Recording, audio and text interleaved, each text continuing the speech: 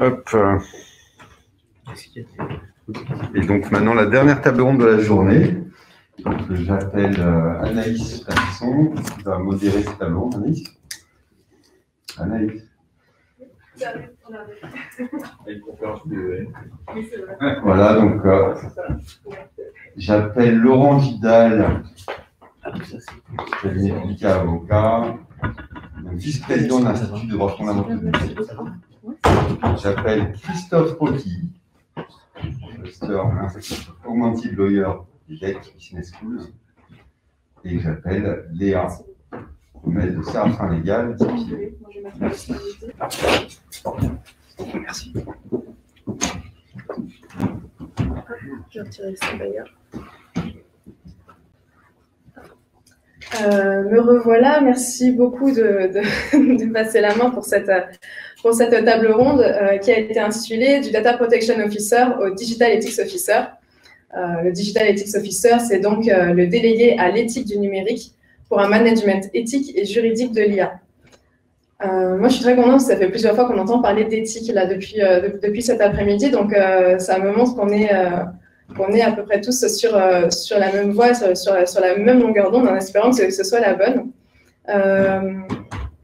Comme prévu, et comme Thomas l'a évoqué dans la table ronde précédente, on va vous présenter l'initiative, et là, donc, cette initiative qui se constitue en une masterclass Digital Human Rights, qui est une initiative commune entre l'Augmented Law Institute de l'EDHEC Business School, qui est représenté par Christophe Roquilly, à ma gauche, l'Institute for Digital Fundamental Rights, qui est représenté par son vice-président Laurent Vidal, à ma droite, et le cabinet Govern & Law, qui n'est pas représenté, justement, par Mona Caroline Chamas, qui nous demande de bien vouloir l'excuser pour son absence aujourd'hui.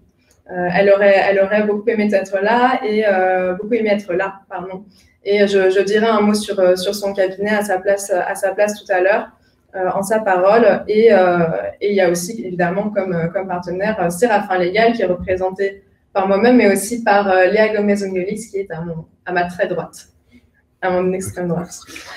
Le but de cette masterclass, c'est vraiment de former les juristes, mais aussi d'autres personnes, vous le verrez, mais principalement les juristes au management éthique et juridique de l'IA. Et donc, on va vous présenter le programme, le contexte dans lequel on a pensé ce programme et les enjeux qui sont soulevés par cette masterclass.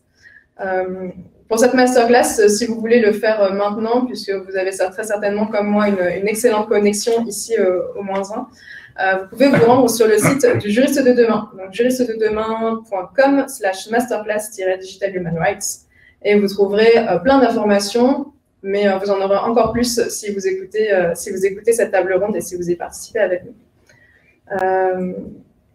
Donc j'ai présenté les excuses de Mona Caroline Chamas, et je voudrais aussi remercier Thomas Saint-Thomas pour l'organisation de cette table ronde. Je sais qu'il y a passé du temps et aussi son implication dans la création de cette masterclass.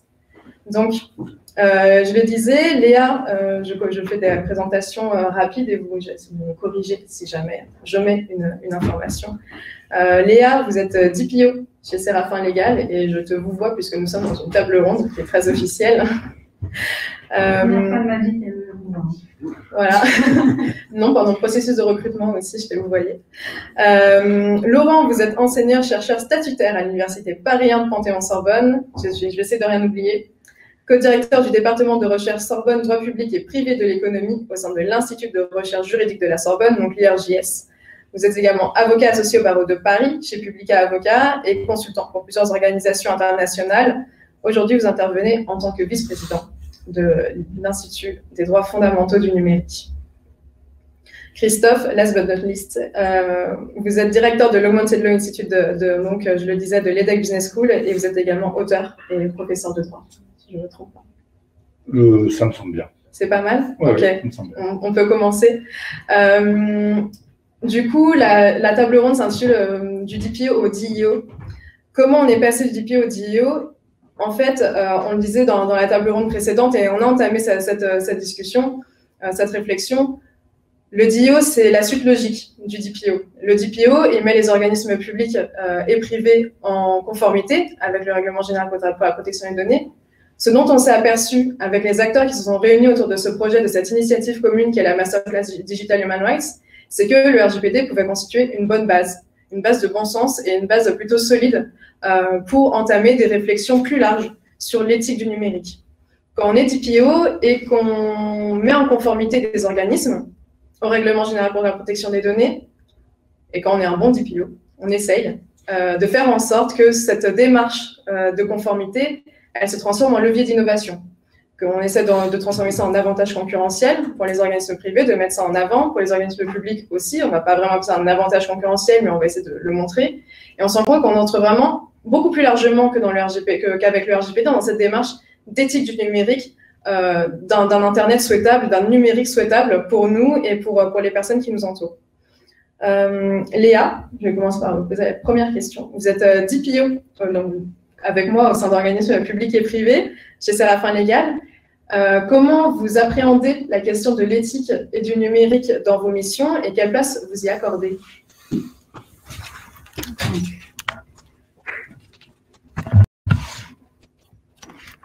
Voilà, ça y est. Je suis en ligne avec la visio et avec vous. Donc, quelle place j'accorde à l'éthique? Bien sûr, une très grande place, hein, sinon je ne serais pas devenue DPO. C'est quand même un peu la base de ce métier quand il est apparu. C'est vraiment de remettre au centre les droits et libertés fondamentales des individus dans l'espace numérique. Hein, même si le RGPD ne s'applique pas que dans l'espace numérique, c'est un peu à cause de lui qu'il existe. Quelle place? C'est vrai que beaucoup, très souvent, les clients se retrouvent sont d'abord sensibilisés par nous-mêmes au RGPD et se rendent compte de l'enjeu que représente la protection des données personnelles chaque jour dans leur situation métier et ils viennent à nous poser des questions simples sur ce qu'ils font chaque jour et souvent viennent à nous poser la question est-ce que je peux mettre en place cette activité de traitement de données? Est-ce que j'ai le droit de traiter ces données personnelles dans ce but-ci?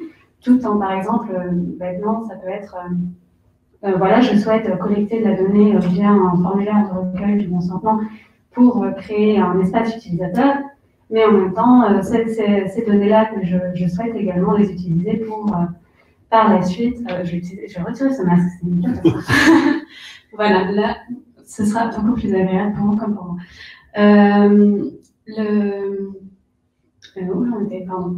Oui, du coup, je vous disais, oui, il y a des clients qui, par exemple, souhaitent effectuer du profilage comportemental de la part de leurs utilisateurs et se rendent compte qu'en fait, peuvent traiter plus de données que nécessaire pour réaliser ces études comportementales et ensuite les revendre sur des marchés.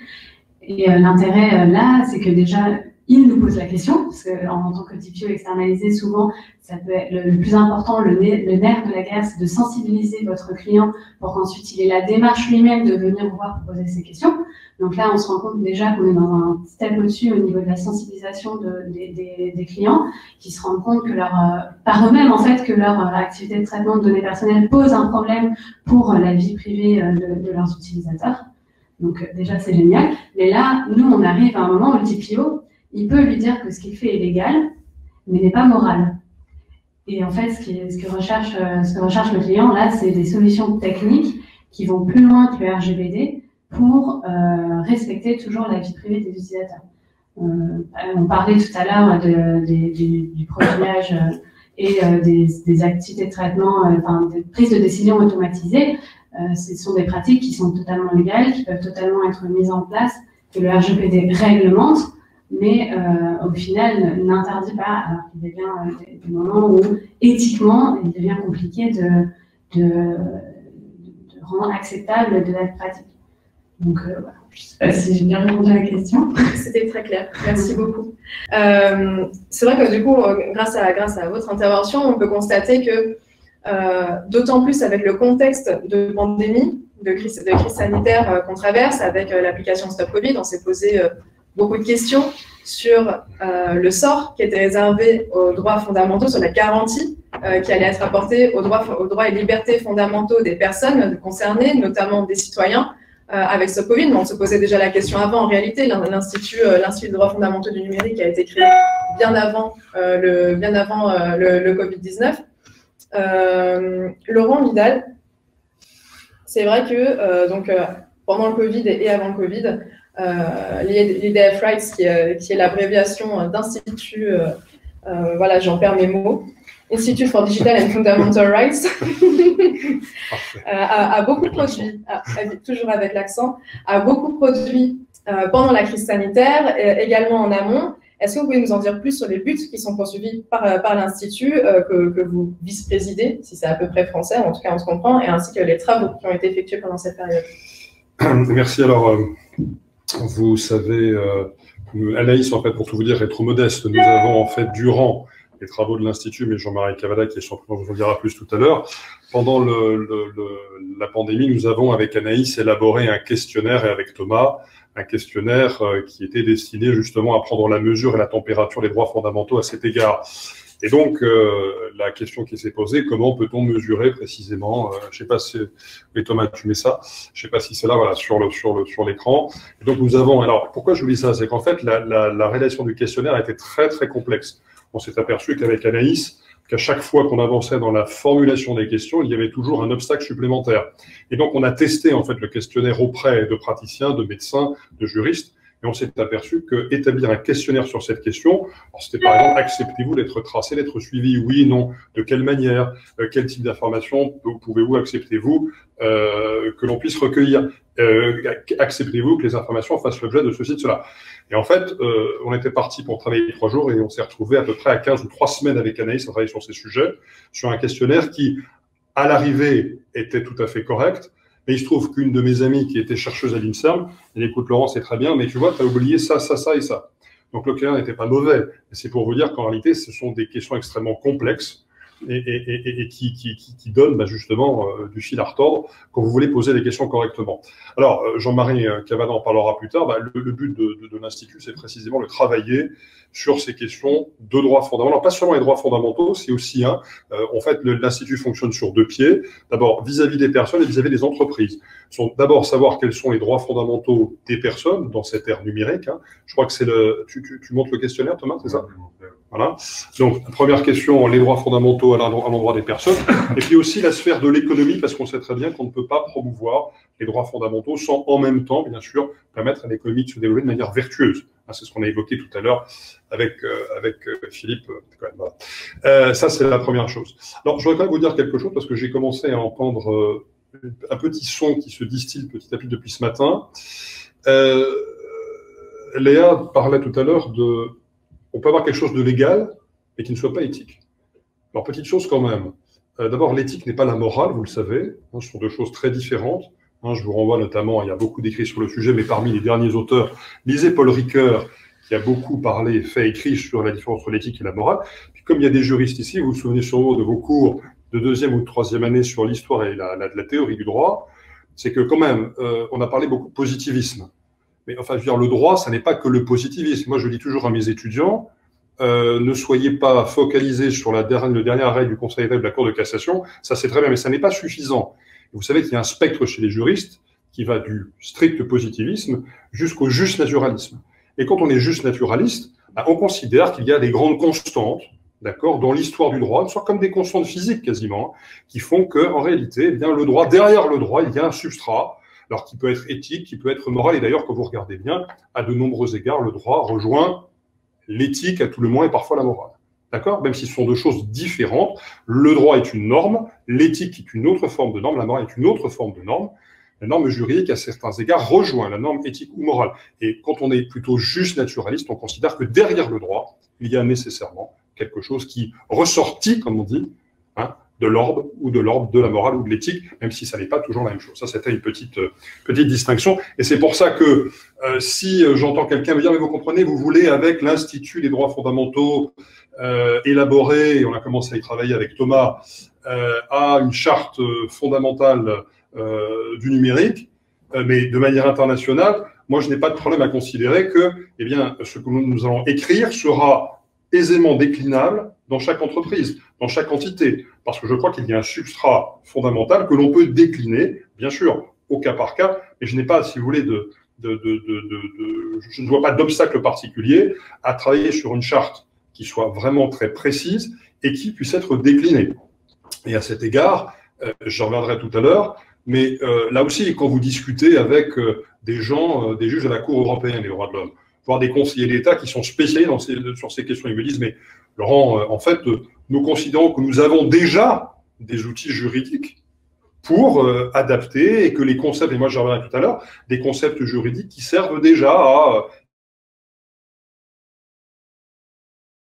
juridique, qui fait qu'on peut quand même d'ores et déjà, je dirais, contrer un certain nombre de dérives du numérique. Alors ça ne suffira pas, on en reparlera. Je crois qu'avec Thomas et Jean-Marie, on est d'accord là-dessus, même avec Anaïs, il faut retravailler le droit. Bon, j'ai été trop long, je vais faire la parenthèse qui était déjà très très longue. C'était quoi votre question? Pas de souci.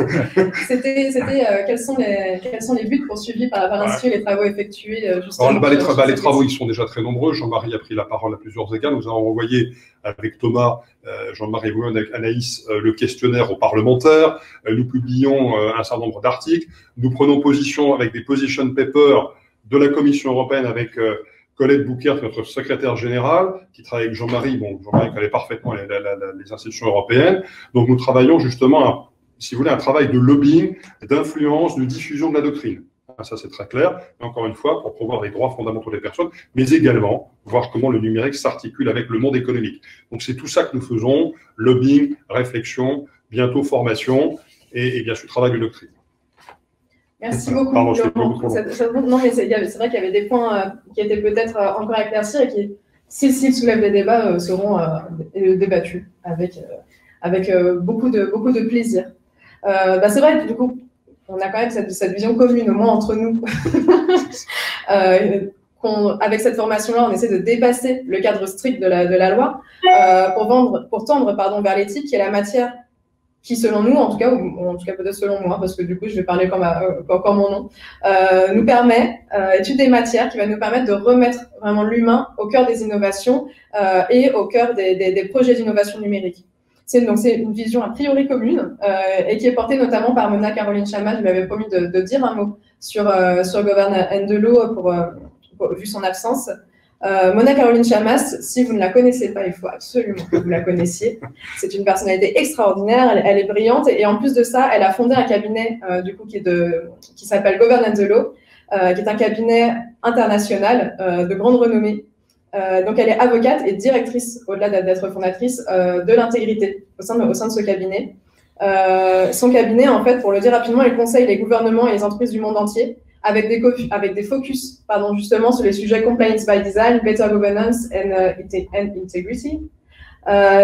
Son idée à elle et ce pourquoi elle se bat et ce vers quoi elle tend, c'est vraiment vers une innovation responsable et une croissance durable à travers le concept d'human by design. Vous la retrouverez notamment dans le module qui est consacré à Human by Design, qui est le module numéro 3 de la formation, et ces enseignements sont absolument précieux. Vous pouvez constater, du coup, ne serait-ce qu'autour de cette table, la formation, dans la constitution de cette masterclass, on a vraiment essayé de réunir, mine de rien, des intervenants qui sont pluridisciplinaires. On a des professionnels du droit, parmi les intervenants, on va avoir aussi des professionnels de la tech, parce que c'est un sujet qu'on ne pourra pas vraiment séparer de l'éthique du numérique, c'est assez évident. Et c'est vrai que moi, ça me paraît encore plus évident quand Thomas l'a évoqué tout à l'heure, et c'est vrai que j'en parle pas souvent, mais après que j'ai fait cette formation chez Ironhack, justement, en web développement, on comprend beaucoup mieux le numérique en tant que juriste une fois qu'on a fait un peu de code. C'est un peu horrible, il faut un peu mettre les mains dans le cambouis, et c'est une gymnastique qu'on a, pour ma part en tout cas, perdu l'habitude d'effectuer, une gymnastique intellectuelle, mais qui est profondément enrichissante, justement pour nos réflexions, et qui aide à beaucoup mieux comprendre aussi les problématiques qu'on peut rencontrer dans ces réflexions-là. On a évidemment aussi des acteurs publics et privés, on a des chercheurs, on a des praticiens. Notre idée, c'est vraiment de former les futurs experts de l'éthique et du numérique, et aussi de l'IA, évidemment, puisqu'on tend vers ça. Alors, il y en a qui vont nous dire, et puis je suis plutôt d'accord avec eux, qu'aujourd'hui, on n'a pas de réel IA, que l'IA, c'est un concept qui est encore flou. C'est pour ça qu'on va aussi parler d'algorithmes apprenants. Il y a beaucoup de questions qui se posent en ce moment. Il y a des papiers qui sont sortis, des nouvelles qui sont sorties, des nouvelles législatives au niveau d'une possible législation européenne qui sera prise du coup au début de l'année 21. Ça tombe pile en même temps que le début de la masterclass. Donc, je vous conseille de suivre ces actualités-là qui seront forcément abordées. Notre idée, en tout cas, c'est vraiment, je vous le disais, de remettre l'humain au centre des innovations et par là, de garantir ses droits et libertés fondamentaux. Selon nous, c'est vraiment une condition sine qua non à la pérennité des projets d'innovation qu'on essaye tous de conduire, notamment dans le domaine du droit. Christophe, je vais vous passer la parole. Je vais vous demander quelle place est-ce que vous donnez à la masterclass dans l'innovation juridique, dans son contexte globalement, et qu'est-ce que vous attendez des pratiques qui seront enseignées pour le futur du droit? Vous m'entendez bien avec le masque? Il faut toujours un rebelle, hein, donc là, il y en a un qui garde le masque, donc c'est moi. Je me lève le matin avec, je me couche, je l'enlève, je vous rassure. Alors, il y a deux petites choses que je voudrais dire avant de répondre à votre question. La première, c'est que c'est très personnel, hein, mais bon, dans les limites de l'acceptable. Un peu vous savez, la vie, c'est un éternel recommencement, comme on dit. Moi, j'ai travaillé à une époque, il y a maintenant plus de 20 ans, sur le droit LIA. On était peu dans ce réseau à l'époque. J'ai quitté ça, j'y suis revenu, bref. Et on était au balbutiement. C'est vrai que déjà à l'époque, on se disait, c'est quoi l'intelligence artificielle? C'est quoi les relations entre l'IA et le droit? Qu'est-ce que l'aide à la décision? Qu'est-ce que la justice prédictive, avec ou sans guillemets, si on n'aime pas trop l'expression comme moi? Puis la deuxième chose, c'est que je suis très content d'être en présence de Jean-Marie Cavada. Il a une vie très riche, mais moi, je me souviens particulièrement de lui, parce qu'il a bercé ma jeunesse avec la marche du siècle. J'étais déjà plus grand que petit, parce que je suis plus vieux que la tige, moi, donc, pour donner un ordre d'idée. Je me souviens des missions formidables, notamment avec les époux Villemin, des grands moments de télévision. Donc voilà, je voulais vous le dire. Je sais que votre vie professionnelle ne se résume pas à la marche du siècle, mais voilà, donc j'en profite. Très, très honoré d'être là avec vous. Alors, ceci étant dit, oui, mais je tenais à le dire quand même. Voilà, ça me tenait à cœur. On est sur des sujets qui sont très complexes. Laurent l'a dit juste avant. Étudier le droit et travailler le droit en tant que praticien ou en tant qu'enseignant, ça n'est pas toujours simple, parce que, vous l'avez dit aussi, c'est une matière malléable, plus ou moins fluide, plus ou moins flexible. Travailler l'éthique, c'est encore plus difficile. C'est encore plus difficile. Parce que l'éthique, y compris d'un point de vue professionnel, ça nous renvoie aux relations avec l'autre et aussi à comment l'autre ressent les choses. Tout à l'heure, Philippe Cohen, on se connaît très bien, j'ai beaucoup d'admiration pour ce qu'il fait, son engagement avec Respect Zone. On a eu des discussions ensemble, je lui ai dit qu'il était très patient, que moi, face à la haine, j'aurais peut-être une réaction qui n'est pas la bonne. On ne combat pas la haine par la haine, donc c'est bien qu'il y ait des personnes plus posées que moi et plus constructives. Il parlait tout à l'heure des Philippines, etc. Mais c'est vrai que ça renvoie aussi à un questionnement, vous voyez, un questionnement éthique. Quelle est la responsabilité collective, et nous y compris, face à des populations qui n'ont pour seul choix parfois que de se mettre et de mettre leurs enfants dans cette situation-là. Donc le jugement éthique, c'est aussi ça. C'est ne pas juger l'autre avec ses propres références, mais juger l'autre en tenant compte de ses préférences qui nous semblent critiquables. Évidemment, il y a des valeurs universelles, mais manifestement, elles ne sont pas partagées par tout le monde. Puisqu'on le sait aussi dans ce domaine-là, les clients sont des Occidentaux en grande majorité, donc qui sont censés avoir des références, des croyances morales et ou éthiques qui sont universelles. Bref. Donc, pour moi, donc pour revenir à votre question, j'y viens, je vous rassure, l'innovation juridique, je vais répondre, mais en prenant l'expression de façon un peu plus large. Pour moi, la question, c'est plus l'innovation dans le droit, pour le droit, par les juristes, pour les juristes, avec les juristes. Et donc, pour faire simple, ce sont deux choses. D'une part, comment peut-on innover dans la règle de droit ou dans les règles de droit face à des décisions économiques? Tout à l'heure, j'ai beaucoup apprécié le débat précédent, pas forcément toujours d'accord avec tout, puisque quand j'entends il faut combattre les monopoles de fait, peut-être qu'il faut d'abord combattre, si on est libéral, les monopoles de droit. Or, on est un pays dans lequel les monopoles de droit sont assez importants, ne serait-ce que dans le domaine de la pratique du droit. C'est un autre sujet, mais bon, on a un référentiel économique en face. Et alors, quand on entend ultralibéral, ça ne veut rien dire. C'est libéral ou pas libéral. L'ultralibéralisme, c'est une déviance de la critique du libéralisme. Donc, l'innovation juridique, c'est à la fois, de mon point de vue, l'innovation dans le droit, dans les règles de droit, dans la pratique du droit, pour la pratique du droit. Ce sont aussi bien les outils que la formation.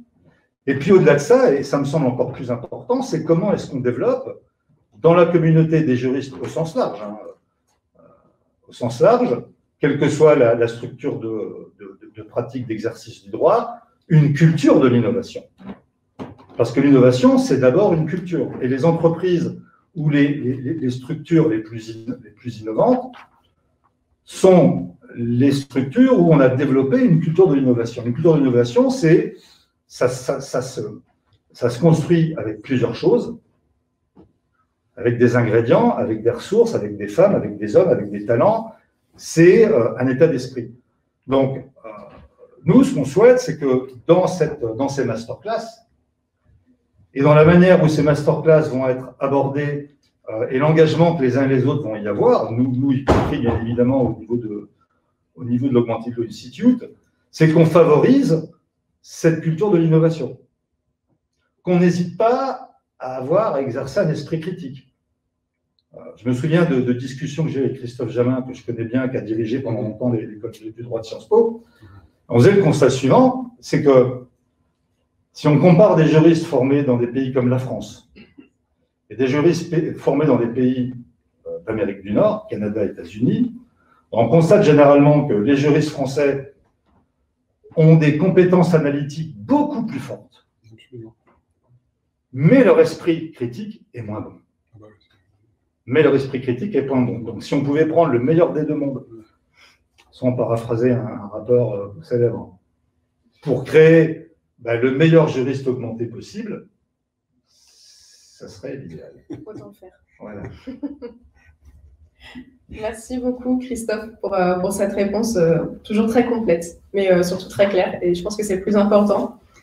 C'est vrai que donc ensemble, on a, avec les partenaires, on a construit cette formation qui est, vous le voyez, et vous en êtes les premiers témoins, assez unique et surtout très pratique. Elle se complète évidemment de réflexions qui peuvent paraître théoriques, mais qui permettront aux personnes qui participeront vraiment à cette masterclass d'être opérationnelles dans leur fonction de Digital Ethics Officer. C'est vraiment ce qui nous permet de démarquer cette formation par rapport à d'autres, et de toute façon, il n'y en a pas d'autres qui sont aussi bien. Léa, d'ailleurs, justement, vous êtes aussi juriste de formation, et parmi nous, celle qui est la plus récemment diplômée, donc celle qui est au plus au fait de l'actualité et des programmes qui sont en cours. On le confirme. Ça me semble